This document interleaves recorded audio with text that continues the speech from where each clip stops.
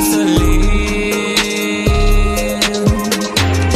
I won't be defined by your dreams, committed to my goals, yeah. Gotta do my own thing, keep up the hustling. Hi, welcome to Hustleburg. This podcast is all about small business in St. Petersburg, Florida. How the business owners got started, how they built their business, and how they serve our community. I'm Brett Bittner, and I'm the host of Hustleburg, and I started Beyond Your Side Hustle, a marketing firm where we help budding entrepreneurs go beyond their side hustles and ditch their 9-to-5s. As the founder of a small business here in St. Pete myself, I love meeting and talking with fellow small business owners. Lucky for you, I also like to record those conversations for you to listen to. If you find anything of value in this episode, I encourage you to subscribe to the podcast, because there are probably more nuggets in other episodes, both past and upcoming. It would also be great if you rate and review the episode to let us know what you got out of the conversation. If you have a question about marketing, building your brand, or operating your small business that you'd like to have answered on a Q&A episode, please visit beyondyoursidehustle.com/podcast question to submit it. On this episode of Hustleburg, we have the good fortune of talking with Rick Herbert from Ace High Printing. You may remember Rick from the St. Pete Open for Business chats that we did back in April. He was gracious enough to come on for a full interview for the Hustleburg audience. Make sure you check out the show notes to find where you can connect with Ace High Printing on Facebook, Twitter, and Instagram, and their URL is acehighprint.com. Enjoy! So, Rick, why is printing what you do? That's a great question, and it's a very long and short story at the same time. Printing is not what I ever set out to do. It wasn't my main goal in life. It wasn't even my passion at the time. As it turns out, I fell into it quite by accident. Before printing, I have done everything from managing an ice skating rink in Florida, mind you, which is quite a feat in itself. A few people will remember the ice skating rink in the Pinellas Parkside Mall. For a few years, I managed that. I even learned how to drive on the Zamboni. Before I could drive a car, I was re-icing the rink on that thing. So that's a fun little tidbit. I went on to restaurant work. I owned a restaurant. I ended up being a freelance computer networking guy. And that's kind of what led me to printing. There was a sign shop, a printing shop on Treasure Island. And they called me up one day. They're like, hey, we have these new machines. We'd like you to network our machines and our computers and, just put everything together so that they can operate. I said, sure, no problem. I'll be out there. Plus, it's a day on the beach for me, right? So I go out there. I set all their machines up. It took me about 2 days to get everything dialed in just the way they wanted to. By the end of day 2, the manager there, he's like, hey, have you ever seen graphic design? Do you know anything about it? I said, absolutely not. He sat me down. He let me play with, the Corel Draws and your Adobe Illustrators and stuff like that. He let me play with programs. 3 weeks later, I'm managing the place. I had zero background. Didn't know what I was doing. But it was something that came sort of naturally, and it was an artistic thing, and it was fun. And that's where it all kind of started. I just picked up a full-time job being a graphic designer and managing a sign shop when I had no clue what I was doing. So out of nowhere, you got into the printing business. Fell right into it. All right. Well, so you talked a little bit about what you were doing before with the ice skating rink and the freelance computer tech stuff and networking. Mm-hmm. Was it really just self-taught when it comes to a lot of the graphic design things as you were getting into from never having worked there to 3 weeks later managing the place? Is that really how it went? 100%. I've never taken a graphic design course. I've never gone to school for it. It was literally trial by fire. It was get in there and learn by doing. What is your most popular type of printing that you guys do?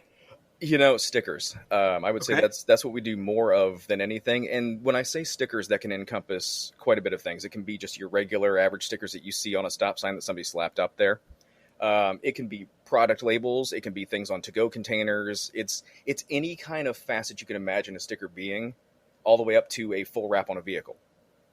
Oh, wow. Okay. So that's a pretty wide variety of things. Absolutely. Because normally I think what I've seen on your Instagram has been a lot of band stickers. Absolutely. Yeah. I mean, when I started this, and this is quite 16 years ago now, I was actually in a band at the time and working at that sign shop.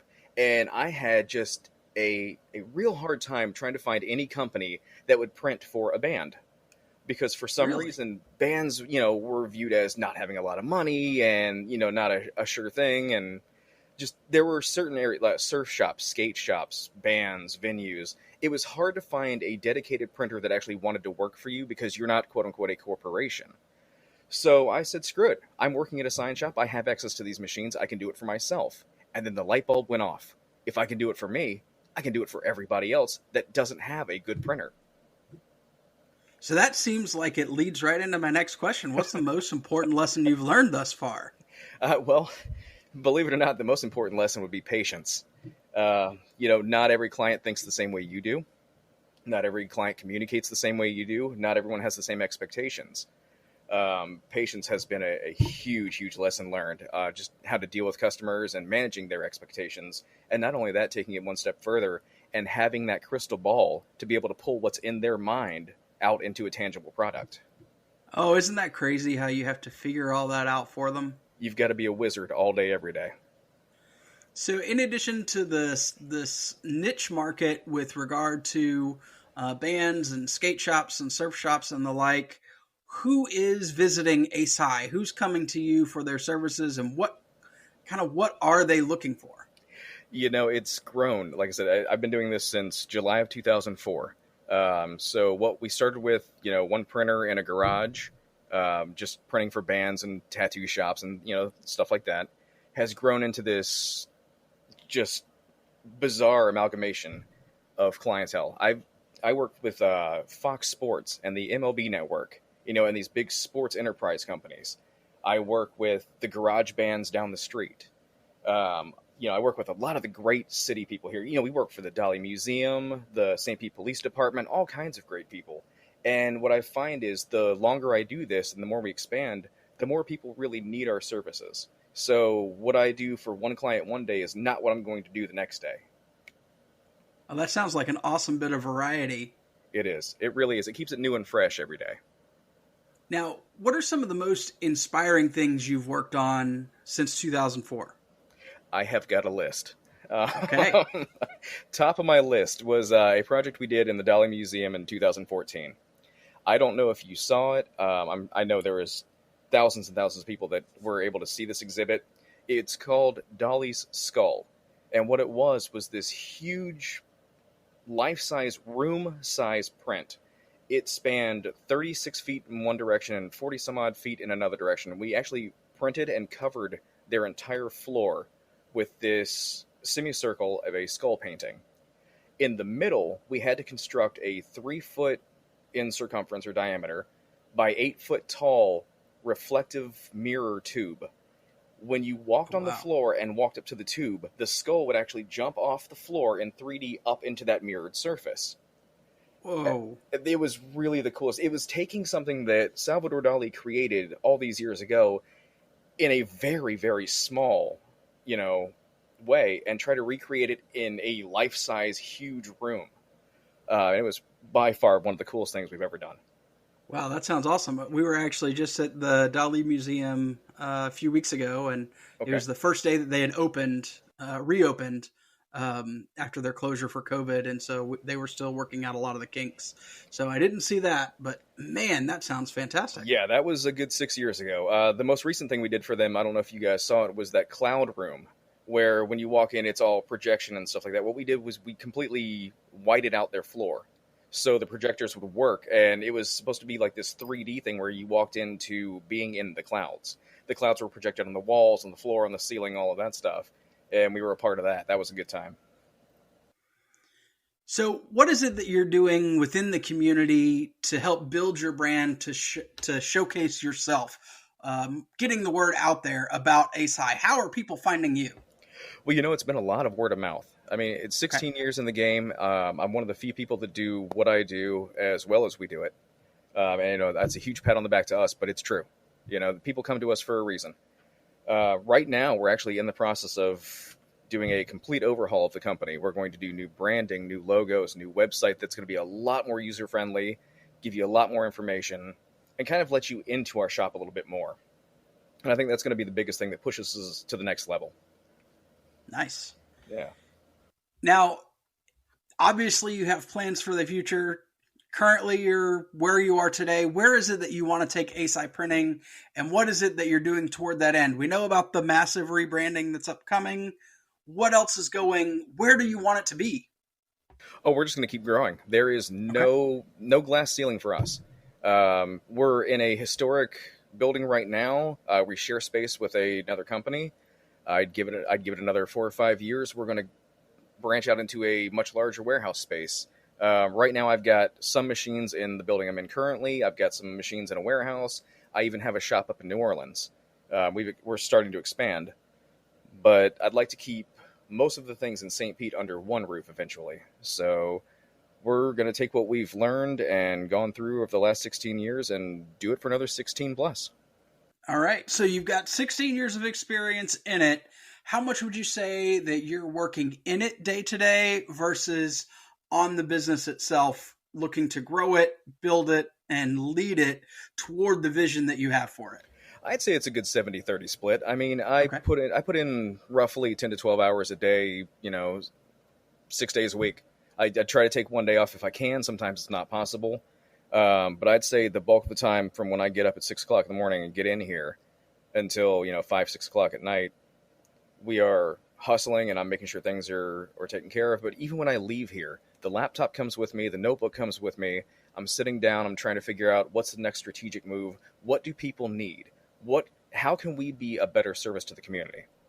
And that's the key. Now, is there anything that you're reading, watching, or listening to help guide you into building the Ace High that you envision?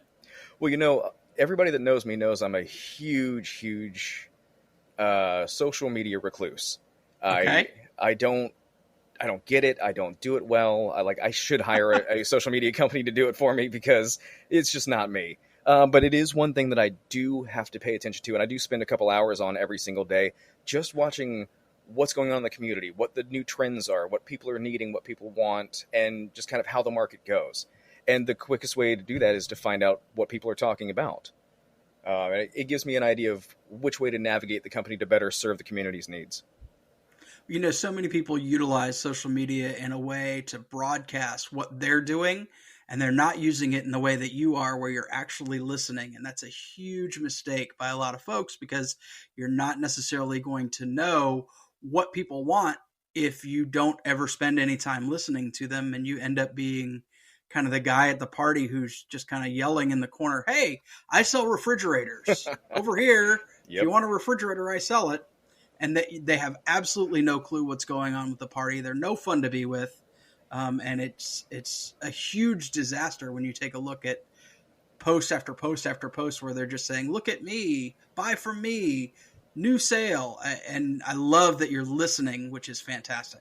Well, if more people would just stop and listen, half the time they're speaking, I think the world would be in a different place because that's how you learn, You're exactly right. There is a reason that we have 2 ears and 1 mouth. That's it. So are you a St. Pete native? I am. Born and raised right here. I was born in St. Anthony's downtown. Wow. Oh, yeah. Yeah.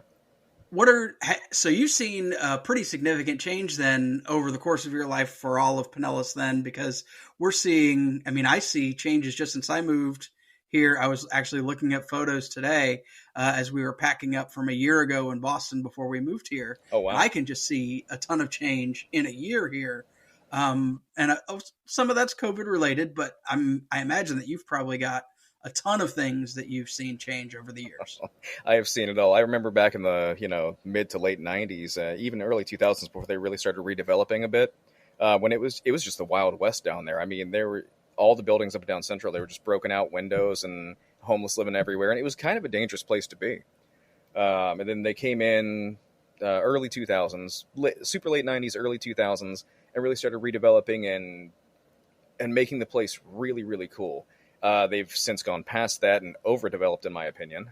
But that's a whole different story. I mean, in my opinion, they're pricing everybody out of the market. We don't need all these condos. They're great. They're cool. But in 10 years, who's going to be in them?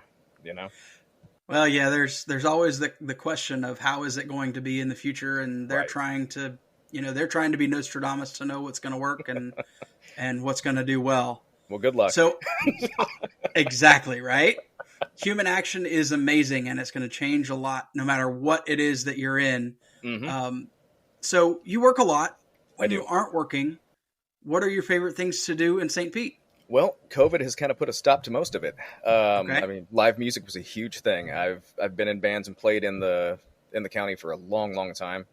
I mean, we used to play at State Theater and Local 662 and Foo Bar and all, your staples downtown, which are all gone now. And then, once our places were gone and the band decided to take a break, my favorite thing to do was go out and just see other shows. Well, of course, we're not having that now. So, I mean, it's your typical St. Pete thing. I like live music. I love going out to the new restaurants and checking out the new stuff. I haven't even seen the new pier yet. I hear from everybody who hasn't been that it's a must do for them. I haven't had a chance to check it out. It's been on my list.